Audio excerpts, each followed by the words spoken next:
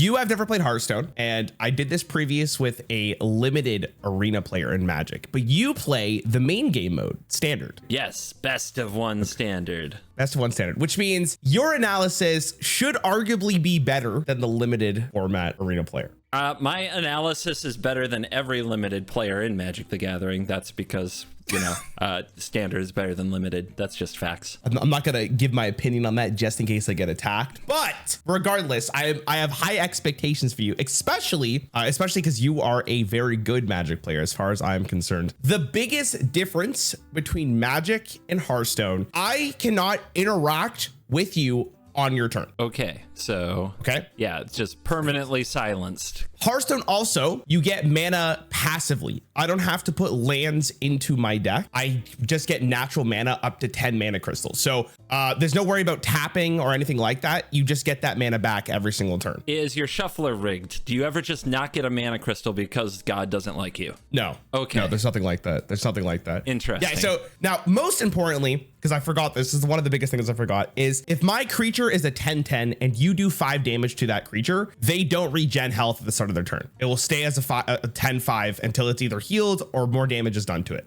Do you have any questions before we begin? When you attack in Hearthstone, yep. How does blocking work?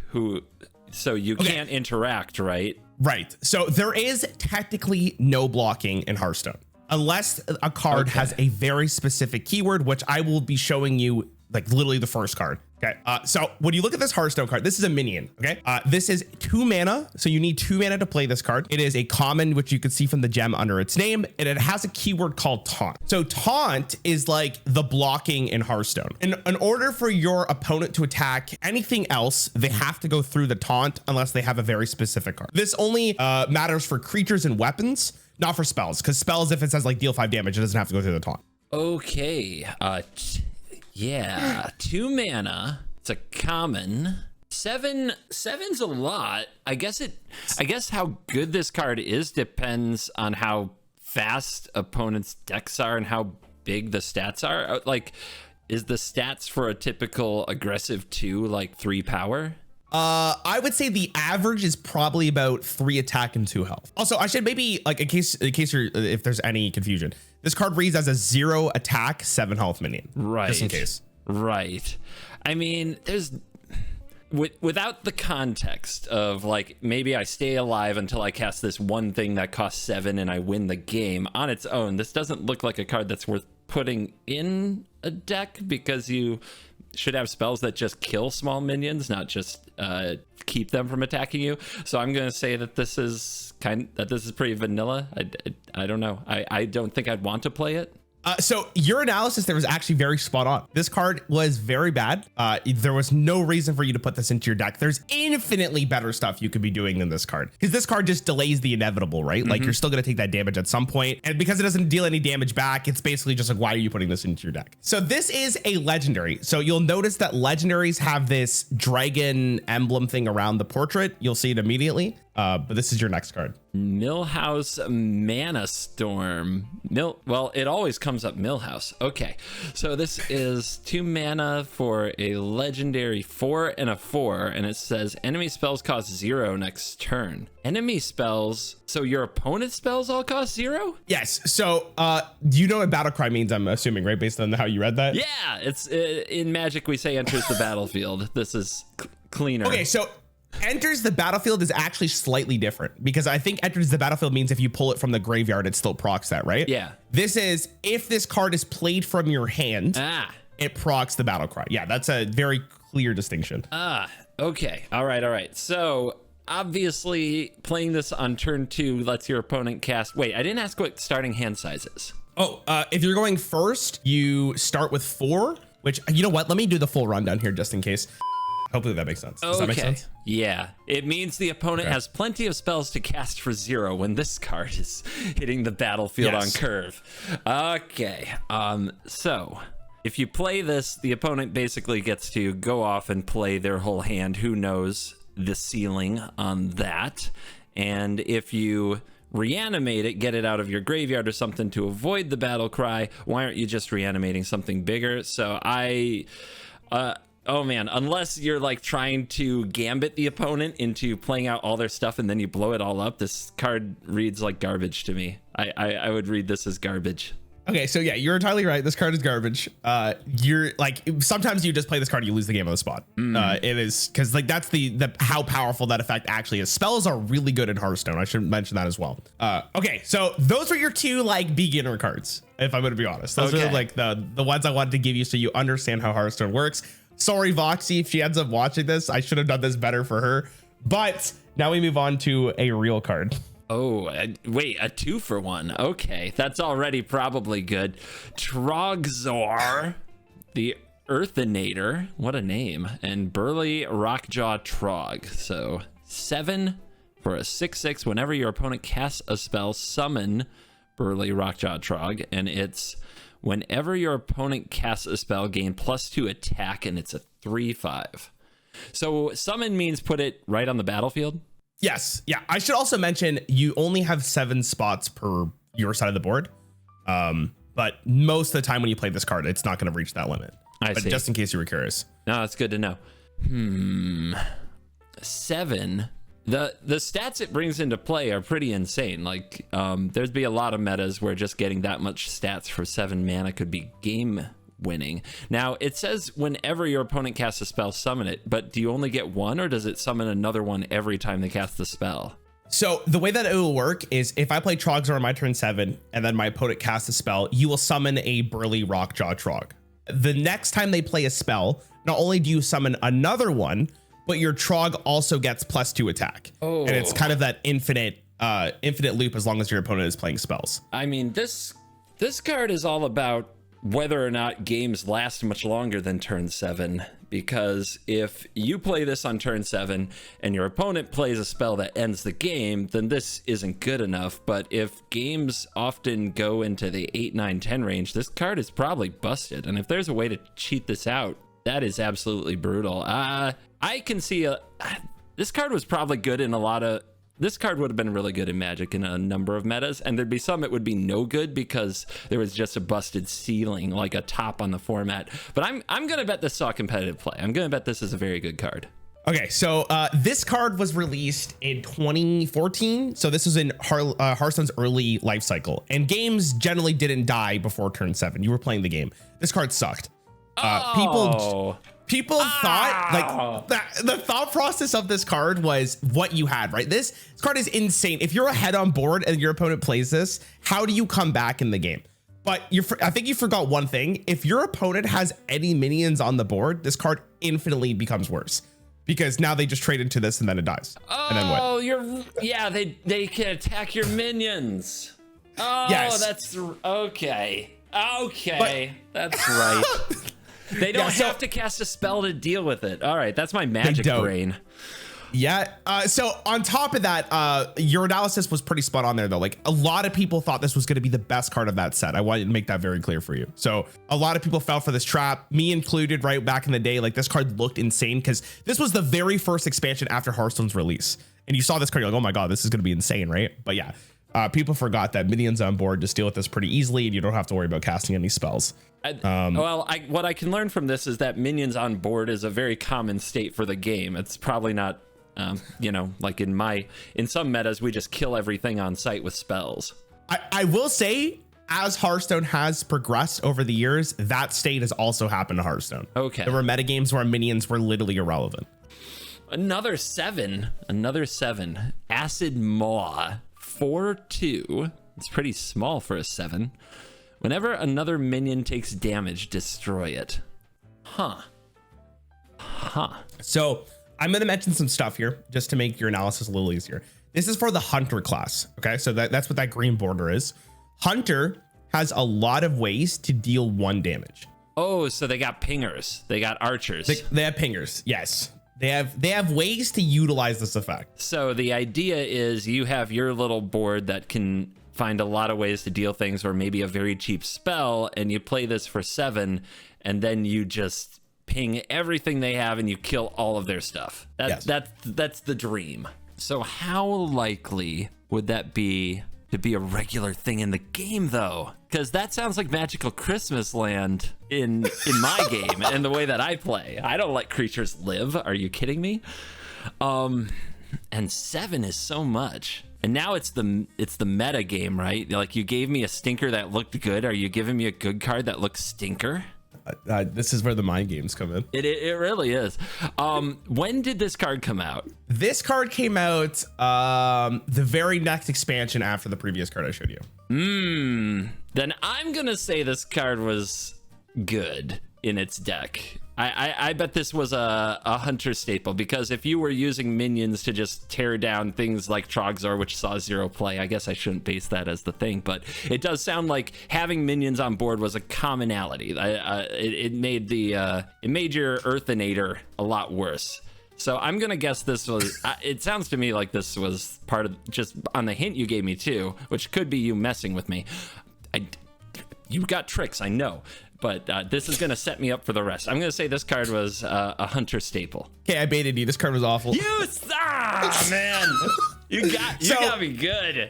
Oh, you were on the right track up there. You were 100% on the right track there. This card's very expensive. It's super expensive. So 7 mana 4/2, but the other really big thing, dude, is it affects your board as well. Okay. So if this card lived and you developed behind it, your opponent could also utilize this text. Okay. Like I said, terrible, unplayable, wouldn't touch it. Okay, so on the train of 7 mana cards. Oh my god. Battle Cry. The next spell you cast this turn costs health instead of mana for 7. I mean, mana cheating's really good. Cho'gall. Cho'gall? Cho'gall? I think it's Cho'gall.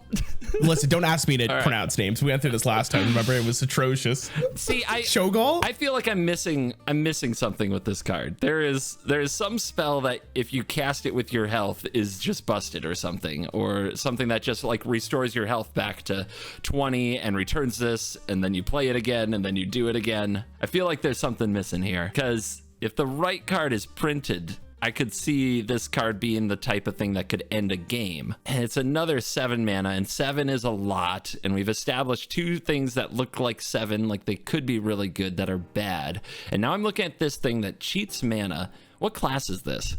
So this is Warlock.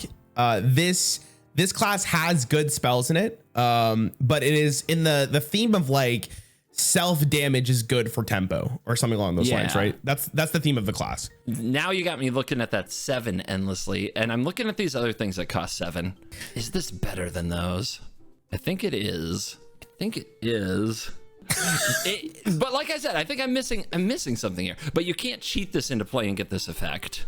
No, it has to come from hand. It has to come from hand. If there was just no spell that was worth it when you played this, then it's no good. But if you're at like, you start at 30 health, so this card had to have a deck, man. This card is good, right?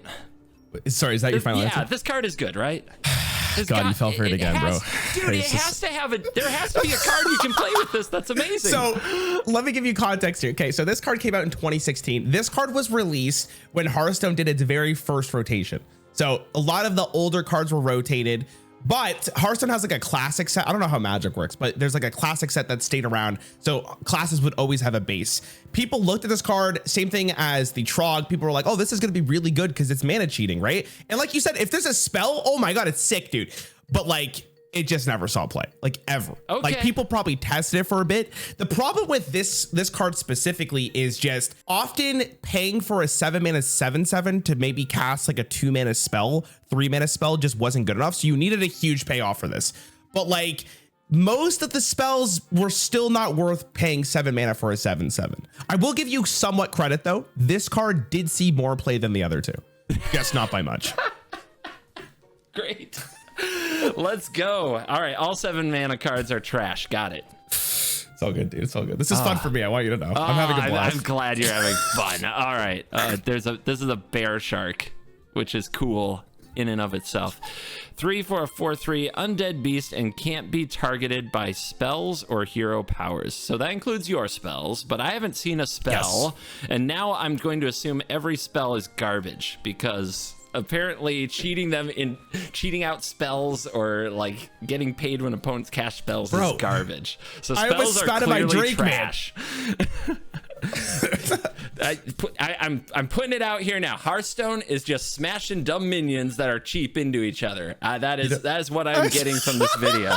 That is what I'm getting here. You guys you guys are paying how much money to do this on your phones? Like, what's going on? I think it's cheaper than Magic, to be completely fair with you. But you know what I am gonna do? I'm gonna add a spell to this just so you get to see one. I'm gonna give you a spell next. Great. Okay. All right. While you do this, 3-4-4-3 isn't bad. Hexproof. Well, I guess it's Shroud in Magic is what we call it when something can't be targeted, and that is good. But the fact that you can't target it either means you can't make it bigger. Is there any way to cheat and make it bigger? Like, am I missing something obvious about it? You could buff it. Like if a minion has a battle cry, it can still target it, right? So there are ways to buff it. If a minion has a battle cry, it can still target it. Oh, okay. Yeah. Again, spells are not creatures. Creatures are not spells. Spells are not creatures. Yes. So 4/3 is probably going to trade with everything else around the 3 mana mark, which means that this is a very flexible card. It will probably kill something of about equal size, and there's not much the opponent can do about it. So that can be good. This is Hunter class too? Yes, this is a Hunter card. They have a lot of ways to ping, but that doesn't seem relevant with this. Also, this going face, I mean, 4 is probably good for that cost. I would say good, not great. Like, maybe it fits in the right shell or meta, but it doesn't seem like it would be an all-star for a long time. And if it didn't see any play, that wouldn't... I bet there's some places where it sees a little bit of play, but I would just kind of say meh. Medium. Yeah, I think that's actually a really good analysis. This card was definitely tested because it's a decent stat line for that effect, and it's also a beast, which is somewhat relevant, even though like obviously you don't understand that. But the bigger problem with this card is, like, remember when I said to you the average stat for a 2-drop is a 3/2? So you would play this card and then it just get traded into. And then you're like kind of sad about it, right? I'm still looking for a pretty good spell to give you, but here is your very first weapon. There's no good spells. You can't even find one in the history of the game. You got nothing. I need to pick a spell that like is hard for you to give your analysis on. I don't want a freebie here, but here's your very first weapon. So I'm just gonna read this to you. This is a 6 mana, 0 attack, so you can't swing with it, and 3 durability, and it's a legendary. Okay, and it's Aluneth. What is is that a thing? So I think this is a weapon. This is a weapon that has like a spirit in it. So it's like named. All right. Yeah, we talk to our weapons. Okay, got it. 0/3 at the end of your turn, draw 3 cards. And weapons can be attacked just like minions by minions, right? No. You can't interact with your opponent's weapon unless you have a very specific card that says like battle cry, destroy your opponent's weapon. Most weapons will not be interacted with. I'm just going to put it like that. So usually if this card is played, unless they have that weapon tech, this card is going to be there for the rest of the game. So a lot of what matters, I get the sense that games do go on beyond this turn. So if you just take your turn off to play this, you're going to draw 3 once because it's at the end of turn. The chances of you drawing 3 again are fine. The real question is how tempo based is it that if you take the turn off to play this, are you just going to die for doing that and you never get to play your cards? Oh man. Is that a question you want me to answer? No. I'm working it out. Okay, fair enough. I would not play a card like this in Magic just because I'm not going to live that long. What? I just remembered a very key difference between Hearthstone and Magic that is actually very relevant here. So in Magic, when you deck yourself out, you lose, right? Yeah. Like if you deck and then draw a card, you lose the game. In Hearthstone, it doesn't work like that. In Hearthstone, if you have no cards to draw, you will take 1 damage, and then that damage will increment every single time you draw another card. So you'll take 1 damage, then 2 damage, then 3 damage, and 4 damage. Now, normally, like you only draw at the start of your turn, right? So fatigue, we call it fatigue. So it's not that bad until obviously you start getting to the 5 and 6 region. That's when it starts getting a little spooky. This card will proc 3 draws if your deck is empty, right? So you'll be taking 1, 2, and then 3, and then your very next turn, 5, 6, 7, right? So your fatigue starts to stack up. I guess so. Oh, okay. I'm glad I remembered that just in case. Yeah. Just in case. So this is like the kind of card where I would probably try to build something around it, but it would suck because the key is like you can't just pay 6 for something that doesn't do anything, let your opponent do all hell to you, and then the next turn hopefully those 3 cards get you back in it, and then later you get 3 more. Sounds like this game is all about stuff on board face punchies. I should also mention that the way that Hearthstone standard works is post Old Gods, which you just saw a card of, is there's maximum of 6 expansions in a year, and once the year rotates over, the 3 oldest expansions will rotate out. This was introduced when the maximum amount of cards were allowed in standard. So this was released in the very last expansion of that year. Yep. So there was a lot of different cards. Okay, and it's all right. So that can be a good thing or a bad thing because it takes a high impact card or a definitely amazing build around to like make a dent in an already very established meta. Yes. The thing is, this would trap me 100%. I would build around this because this is the kind of Magic I love to play. I love to draw a whole bunch of cards and stuff. And I love to build control decks that are like, just set me up. Then I play this thing and I'm just going to get ahead for the rest of the game. If this was good, I would be happy about it. But I'm guessing this didn't see much play. It seems like a very specialized thing. Weapons sound really hard to interact with, which is cool. But I have a feeling if you just take turn 6 off, you die. Maybe there's a way to cheat it that I'm not thinking of, or maybe the defensive capabilities that you can play. Maybe you just play taunt things every single turn until this, and then you draw cards and take over the game. I don't think this got that much play, but I would love it if it did. This sounds like way more fun for me than the other things. Okay, so before I even tell you if this card was good or not, I'm gonna give you one more hint just in case you want to change your analysis. This was given to the mage class. The mage class is very centered on spells.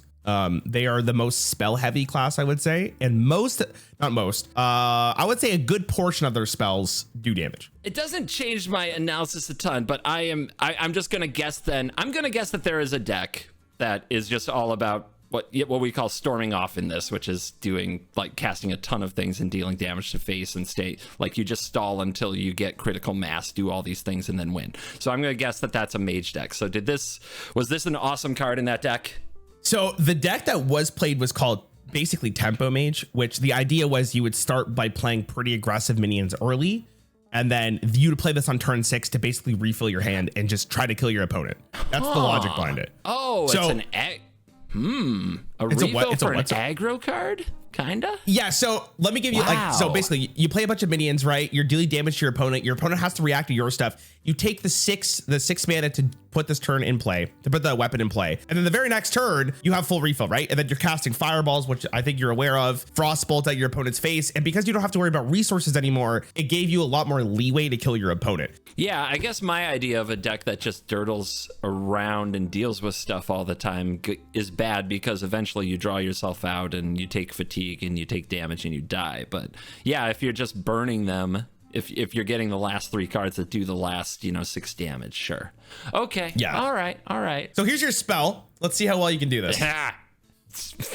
1, for a secret passage, replace your hand with 4 cards from your deck, swap back next turn. So I'll just explain this a little bit more. So you play this card, you draw 4 cards from your deck. Those 4 cards are now your hand. After your turn is over, whatever cards remain from your hand go back into your deck, and then you get your original hand. I think one thing that keeps throwing me off is like in Magic, this would be amazing just to like play a land and play one cheap thing, but there are no lands in Hearthstone. So I don't know how many free spells or effects like that there are. I'm guessing in a deck with like even a reasonably low curve, this card would be really good because you'd basically get to play 1 or 2 things for free, and then you get back the things you didn't do before. You're off curve by 1, but you're up like 2 cards. And if you're looking for a combo, this seems like it might be really good at hitting a combo. This looks really good to me, like really good. This seems like a playable card to me for sure. Yeah, so this card was, I want to say, and people can tell me that I'm wrong, this was the best epic card ever released. Okay. This card is This card is so freaking good, dude. It's ridiculous. Most of the time, like, obviously you have no context of what Rogue does, but Rogue with this card would play a lot of cheap cards. So you play this on like turn 5 You play this, you generate a full board, and then you go back to your other hand. So you don't have to think about resource generation. Like it was just so good. Now I want to even mention this. This card, when it was released, gave you 5 cards from your deck, not 4 cards. And that was absolutely disgusting. So let's go on to your next card. This is for Druid. 5 for a Duskfallen aviana. Yeah. Okay. Yeah. She looked mad.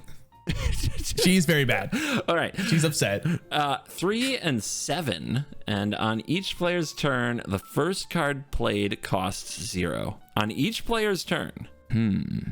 The first card too. This isn't spell. This isn't those janky trash spells that you have in Hearthstone. This can be a big old monster. This can even be some of the 7 drops that suck. Yes, exactly. Right. The synergy. Is this the same kind of trap? You're giving me the possibility traps.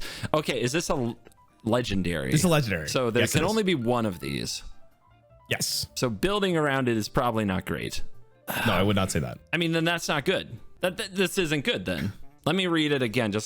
Your opponent gets a free thing. Their first card played is 0, and then they kill this with spell or whatever they have on board, and you get no benefit. So it kind of has taunt, but it gives them something. This isn't good. That's your final answer, right? Yeah. So this card is probably the worst card Hearthstone's ever printed. Oh, thank you. Yeah, you're laughing at me. He's laughing at me over the. I'm like, I was. Why would you laugh at me this way, dude? I was praying you would say it was decent. Like that would have been the best thumbnail possible. But I want you to know, yeah, this card is literally the worst one ever printed. This for Druid, Druid has throughout Hearthstone's history probably been the best class. If I'm just gonna be honest, when they printed this card, it's like, did they just print it so Druid would just have more bad cards? Probably. That's the thought process, right? Because what would happen is you'd play this card, your opponent would cheat something out, they would kill it, and then it's like you just gave your opponent so much tempo and you paid 5 mana for nothing. Yeah. Okay, your next card. 1 for a 1/1 demon, 3-eyed prophet. After you play a demon, summon this minion from your deck. So, free is good. Here's the thing. I am colored by Magic. In Magic, demons are super expensive. Like the good ones are like 6, 7, 8 mana, and they have big effects, and getting a 1/1 wouldn't mean much. But there are also demons that say sacrifice a creature to get this other monstrous take over the game effect. And like those demons would love a card like this. So this demon's a class, right? Is it a class? It is a minion type. A minion type. What class is this? This is neutral. Okay. So any class could play this. Yeah. Okay. If there are like well-statted 1 and 2 of demons, I think you run this because it's a super low opportunity cost. You just put 1 in your deck and you get it on turn 2 as extra stats, like you just surge further ahead. But if demons have a synergy package, right? Like you sacrifice your 3-eyed prophet for a huge effect because your demon says during your turn or at the end of your turn, sacrifice a minion and get this thing, then this is good. But if a demon is what I'm picturing a lot of Magic demons are, which is like 6 or 7 mana for a powerful but overstated dies to almost every spell thing, then getting another 1/1 doesn't mean anything. So this is you kind of gave me a tough one. I would guess in like the history of Hearthstone, maybe in your wild format or something, there's something that takes some advantage of this. Or if just demons are a cheaper aggressive class, this is really good.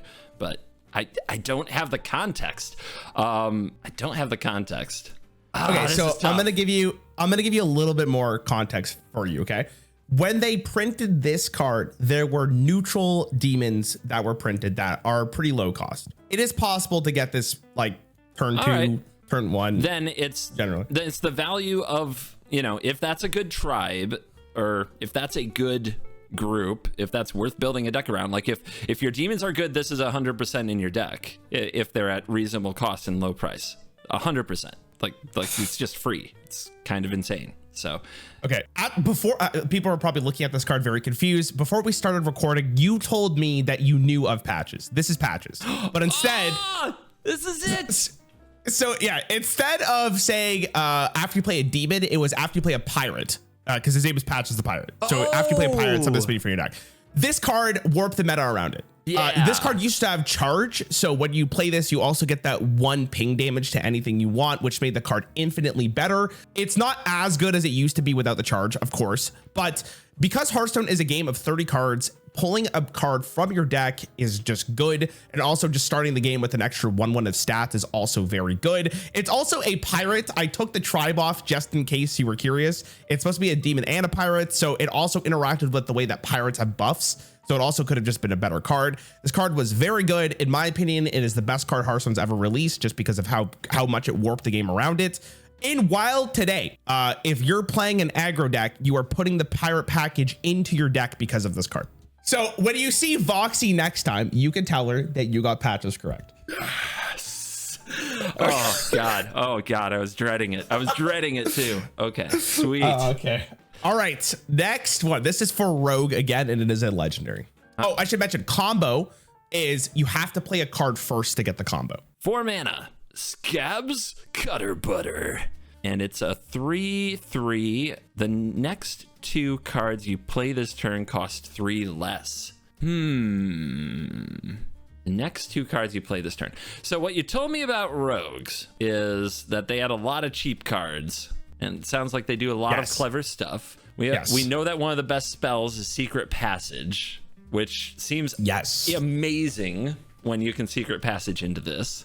That seems really good. Yeah, so the value of the body is almost anything, because if you play a 1 mana spell, I mean, I'm guessing there were other useful 1 mana spells. If you play a 1 mana spell and then you play this, then you get 6 mana worth of value, but you have to have each of the cards in your hand has to cost at least 3, because if they're like 2s or 1s, you're not getting the full value.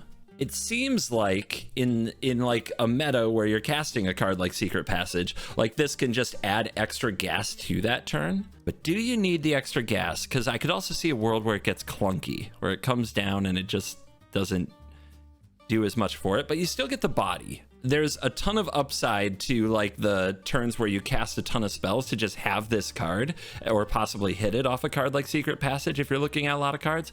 I think it's worth the slot as a 1 of. Okay, so I have to give you full context here. This card, when it was released, had a lot of people worried. Okay, because this is a very scary card. It's like Rogue is known for its mana cheating, by the way. Okay. So this card in standard was garbage. Yeah, so it got clunky. Yeah, so the bigger problem was with the road decks, at least at the time, you really didn't want to play a 3/3. And the fact that you also have to play a card before this just wasn't super great. I'm not going to say it was unplayable. Like, there are cards definitely worse than this, but people tried this and very soon after realized this isn't it. Like, we could do better than this. So even as the 1 of, it just got cut, because I guess when you draw it, like, if you don't have anything to go with it, it's just a bad body. The better way of describing it is this: Rogue had better stuff to do. Like, Rogue just didn't need this card at all. That's pretty good. Wild, that's pretty good. Yeah, Rogue can be very spicy. In Wild, this card did see play. This card also could have been a little bit more of an issue of like, there just was not a deck to support this, but I think I'm coping a little bit because it was there for 2 years and didn't really see a ton of play. Wow. Again, it did see play. There's probably gonna be a couple people in my comments going like, oh, well, this one time my Scabbs cutterbutter absolutely popped off, but like those moments are very rare and far between. This will probably be the most interesting card you're gonna see because it's a very unique card I haven't showed you before. So this is something called a quest line. So I need to describe this a little bit more before you rate this card. Okay. This is for Priest. Priest generally is either super aggressive or they're super control-y. You will read this card and understand what archetype it is for. But for a quest line, it is guaranteed to start in your opening hand unless you mulligan away, but you wouldn't want to mulligan away this card. And the way that this reads is you would play this card, you get the first part of the quest line. After you finish the first part of the quest line, you get the second part. I'm just gonna link all of them to you. And then the third part, and then you eventually get this reward, which is the minion that you're gonna see. And then you get the spell that she creates. Okay, so that's the timeline. If you have any questions while you're analyzing that or doing the review of this card, just let me know. Oh God. But this is basically a 5-step card that guarantees starts in your hand for 1 mana. Okay, it starts in your hand, so you play it on turn 1, and then if you play on curve, basically discover a card. So discover is a keyword in Hearthstone. It's one of the most popular, where you get to see 3 cards from your deck in this case, and you get to pick one, and that card is added to your hand. Okay, Alchemy and Arena added this as draft. They call it draft. Okay, but these are cards from your deck. Like yes, okay, yeah. And then it turns into Discover the Void Share 5 and 6. You discover again 7 and 8.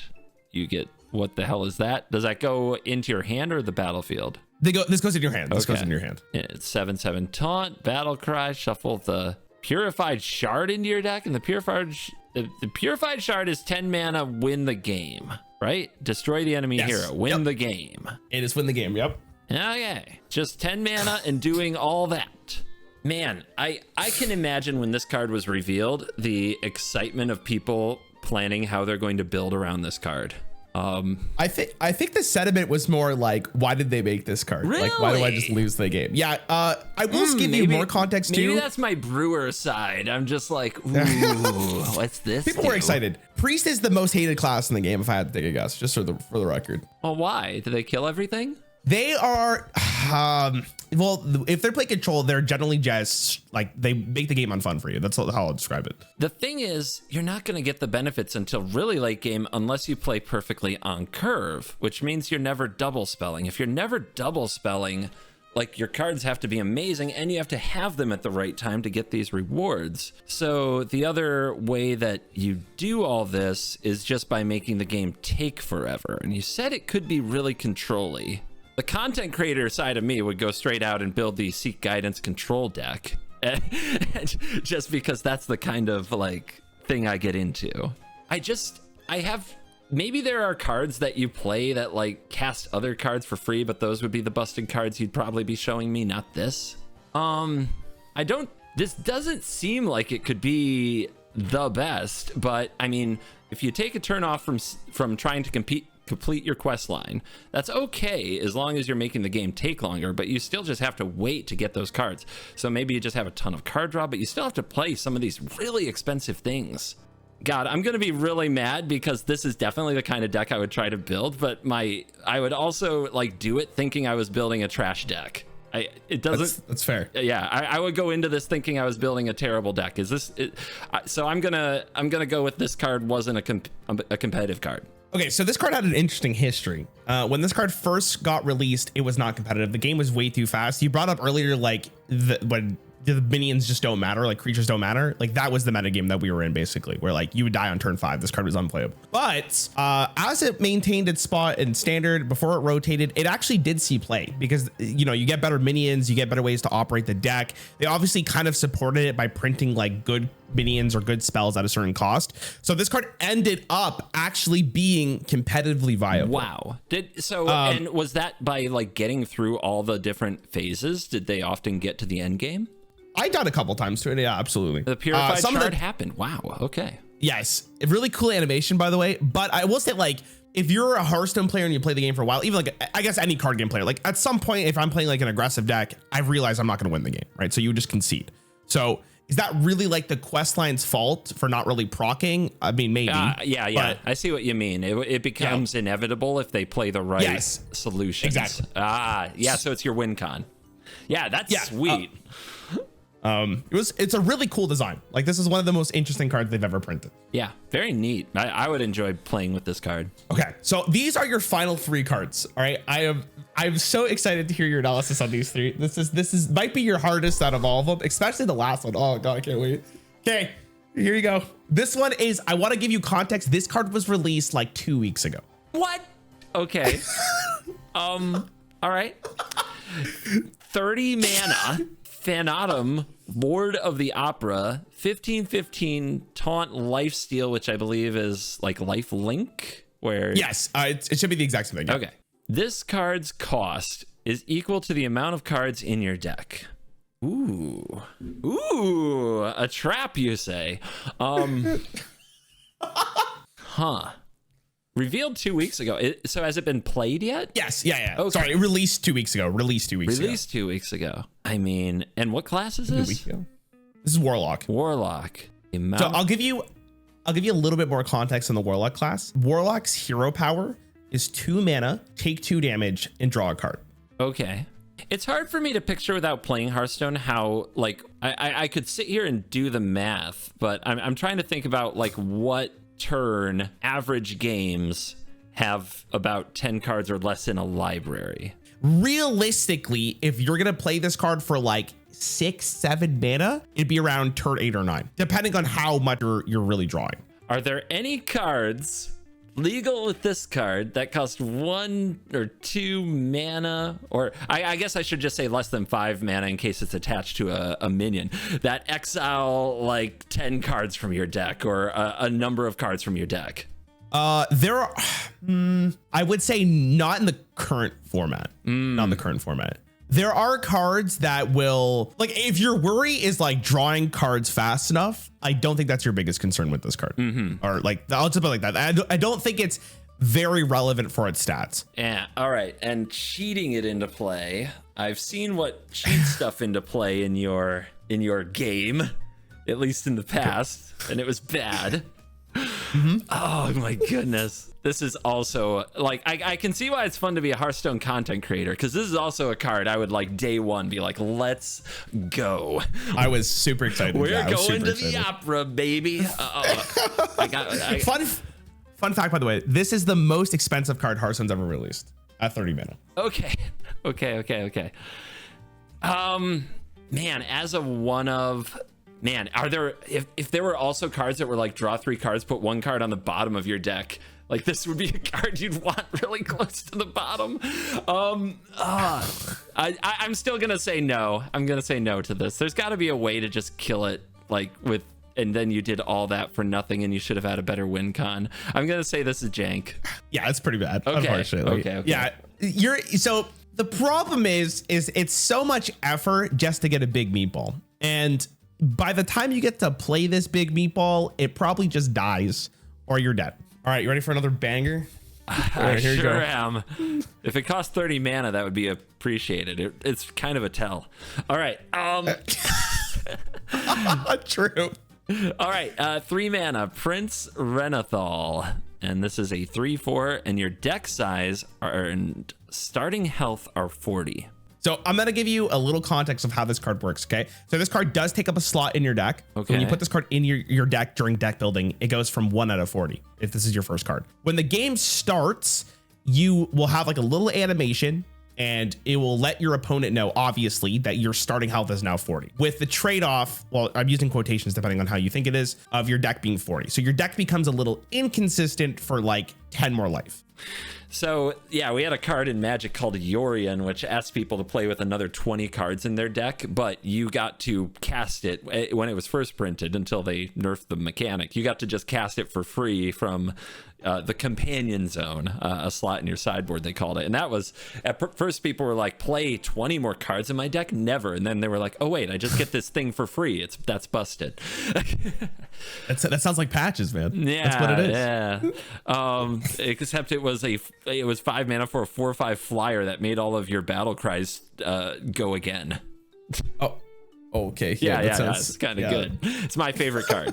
Anyway, so the deck size thing, like the first response to it is, well, that just makes your deck more inconsistent. What we learned from Yorion is that you can still build a really good deck, and that that consistency, like for size of deck, isn't everything. This allows you to also have more flex spots and things to deal with special situations. So that's not as much of a drawback as it sounds like. 10 extra health is interesting. Seems like a good number. All you have to do is have one of those 9 spots be this card, right? Yes. And it's a 3 mana 3/4, which sounds vanilla. Like you would never play that on its own. I guess a big question is the consistency issue. You said it's a small standard right now, right? So you're probably not filling those spots with bangers. You're probably filling those spots with cards that were not going to make the cut. And so my guess is right now this is a trap. So I will say this, just to give you more context. When this card was released, it was released for the second expansion of the year. So that would have been 5 expansions. Okay. This isn't a new card like the last one. No. This has been out for a little bit. Yeah, it's been out for a little bit. I would guess with 6 expansions in the game, I would hope I would hope that there's a deck where you're filling it out with like good cards and starting at 40 health is a good benefit, especially if there's any kind of aggro in the meta. I would hope that this is worth 1 card slot in a deck and that you could fill that with good cards. So Optimistic Me says this is a good card. So this card in the state that I sent you was, and I could be wrong, was probably the biggest change Hearthstone has ever seen throughout its entire history. This card completely changed the game. It's crazy how 1 card drastically changed how Hearthstone felt and played. And for that first month, dude, let me tell you, Hearthstone felt like a brand new game. This card was meta defining. Nice. Like 5 out of 5 banger. Like it was unreal. Now, unfortunately, the slight symptom of this card is that every class wanted to run it, unless you're playing strictly aggressive decks, because you want your deck to be a little bit more consistent, this is generic. This is neutral. Yeah, this is neutral. This can win in every single deck. I got to remember to check that. Yeah. Okay. 100% banger. So they unfortunately, I'm saying unfortunately, because this is my opinion. They nerfed this card to say your starting health is 35 and your deck size is 40. So they nerfed the card by 5 life because they felt like the average game time in Hearthstone was getting a little too long. And I feel like that's a completely fair reason to nerf this card. But I really miss having 40 life in Hearthstone. And even in Wild, dude, like this card changed the game. This is, again, I'm really curious to see how people respond to this in the comments, but in my opinion, this is the biggest change Hearthstone's ever received in its 10 years. I think that's a really cool way of like kind of trying that type of rule set. Like instead of changing the rules of the whole game, they were just like, here's a card, let's see if you play it. And if you play it too much, we'll nerf it.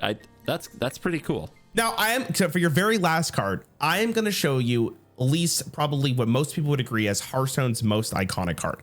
And it's funny to me that you only said you heard of Patches and not this card. Let me know what you think of this. Again, this is neutral and it's a legendary. Ooh, okay. 10 mana for Yogg-saron. I've got Lord of the Rings on the brain. Yogg-saron? I don't know. Hope's End. That's a lot of teeth, man. That's a lot of teeth. This is an old god. That's what they're called. Okay. He's a very scary boy. Okay, and this is neutral. And this is neutral. It is a 7/5 battle cry. Cast a random spell for each spell you've cast this game. Cast a random spell for each spell you've cast this game. So it just creates the spells from your deck or from the library? I'm going to give you a full context here. So first and foremost, I'm going to say this. I'm going to give you your rating based on how it was in standard. Okay. Just so we're fully clear. Because it does matter for context between wild and standard because wild has so many more spells. So it gets a little bit more wacky. The way this card would work. So let's say you cast 10 spells throughout your game. 10 mana comes around, you slam Yogg-saron. Yogg would start casting spells, not your hero, not from your deck, randomly. Like any spell from any class that is legal in the format he could cast. And then if a card said like deal 3 damage to a minion, it would randomly pick a minion based on how many minions were on the board. If it said deal 20 damage to anything, it would just pick anything. So that means your face, it could hit itself. It could do basically whatever it wanted. It's probably Hearthstone's craziest card they've ever released. I mean, this card is cool as hell, and I can again see why content creation for this game is very exciting because you have cards like this. But dude, isn't this card bad? All your spells suck, and this is 10 mana. Dude, okay. This card is so bad. This card, okay. Are you ready for this? Yeah, I'm ready. When this card was released, people thought exactly what you just said. There is no way this card is good. They had a tournament, the first tournament after this expansion. Every single person brought a deck called Yogg Druid, and the game was actually a casino whether or not you won the game or not. Because it did not matter what happened before Yogg-saron came on the board. There are clips you could go look at on YouTube that are just disgusting to watch for the competitive integrity of Hearthstone. Like, it's disgusting. People would be winning the game, their opponent drops Yogg, and now they're losing the game randomly, completely out of ordinary. Now, Hearthstone reacted to this actually pretty quickly. They changed something about Yogg-saron, which basically said if it died or it removed itself from the board, it would stop casting spells. So that means it became a lot more volatile, right? Because you could cast board clears. So, but before the change, even if Yogg died, it still cast spells. Now it's like, it's not the same thing. So it wasn't as consistent as just a getting out of jail free card. So people stopped running it nearly as often. It was still played. But during that time, it was like the best card in Hearthstone. Actually, this is the end game. This like what are these spells that people are casting? You would have to. Okay, hold on. Let me send you a clip. I'm gonna give you full context here so you can see how fucking crazy this card actually is. Give me 1 second. Okay, come on. So watch up until about 1:15. Also, if you can, pay attention to the player's reactions when this card is played. Okay. Let's see. It's a little. Oh. I don't even. Is this what it looks like when it's going off? It's just like these cards just kind of. Cards is going, doing their things. The hand. Easily go on the stack. And you're just waiting to see all the stuff that has happened. Wait, they're okay. So, okay, he couldn't kill him that turn. He went face, but he couldn't kill him. So this sticks around. So it would stick around because it didn't die, right? But yeah. like from that first clip alone, you could see that the guy who was like crying now had the game in the bag. There was no card. The salt. Yeah. There was no card in current Hearthstone that like could get you back in that position except for Yogg-saron. And it's pretty heartbreaking watching like so much money go down the drain because of just complete randomness. But it was love, dude. People love this card. Like, it's so fun to watch and play with. In hindsight, looking at how disgusting it was during the competitive nature of Hearthstone, it feels kind of weird. But like, dude, the first time you play Yogg, the sense of like enjoyment that you get just is solidied. I can't describe it. I'll take the L to the big toothy. I get it. I totally get it.